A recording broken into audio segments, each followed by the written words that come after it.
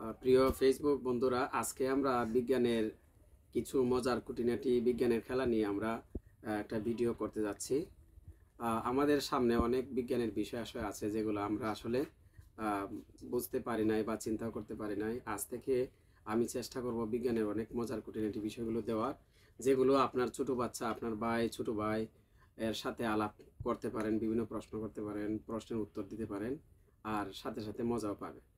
তো আমরা আজকে দুটি বোতল, একটি বোতল চার কোণাকৃতির আর একটি বোতল গোলাকৃতির এবং একটা মোম নিয়ে পরীক্ষা করব।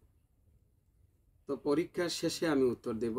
আমি আজকে বোতল পাচ্ছি না, আমি দুটি গ্লাস নিয়ে আমি করছি পরীক্ষা। আপনারা গ্লাস দিয়ে অথবা বোতল দিয়ে করতে পারেন, অসুবিধা নেই। তো আমি প্রথমে একটা মোমবাতি জ্বালিয়ে নিচ্ছি এবং চার কোণাকৃতির একটি গ্লাস নিলাম। এই গ্লাসের বিপরীতে, অর্থাৎ মোমবাতির বিপরীতে আমি ফু দিব, দেখব চার কোণাকৃতির গ্লাসের বিপরীতে রেখে ফু দিলে বাতিটা নিবে কিনা। এরপরে আমি গোলাকৃতির বাতিটা যখন ধরবো তখন নিবে কিনা এটা আমরা দেখব। পরবর্তীতে এটার কারণটা আমি বলে দেব। আমি শুরু করছি।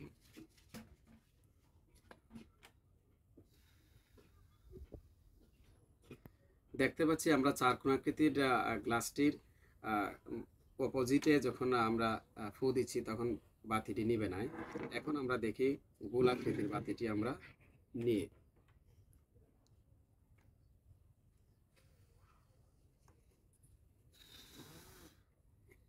বন্ধুরা দেখতে পাচ্ছি আমরা গোলাকৃতির বাতিটি যখন আমি নিলাম তখন একই আকৃতি, একই সমানের ফু দিলাম, তখন দেখা গেল মোমবাতিটি নিভে গেল। এর কারণ হলো গোলাকৃতির গ্লাসের যে জায়গায় আমরা ফু দিলাম সেই ফুটা গ্লাসের চারপাশ দিয়ে ঘেঁষে গিয়ে বাতাসটা মোমবাতির উপরে লাগে, তাই মোমবাতিটি নিভে যায়।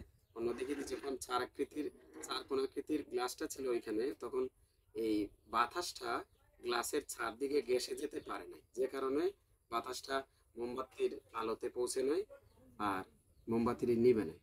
এটাই হলো আসলে বিজ্ঞানের খেলা। ধন্যবাদ। আশা করি এই পরীক্ষাটি আপনার বাচ্চা আপনাকে মজা দিবে এবং আনন্দ পেলে এটা ভিডিওটি শেয়ার করে দিবেন অন্যরা যাতে দেখে। ধন্যবাদ সবাইকে।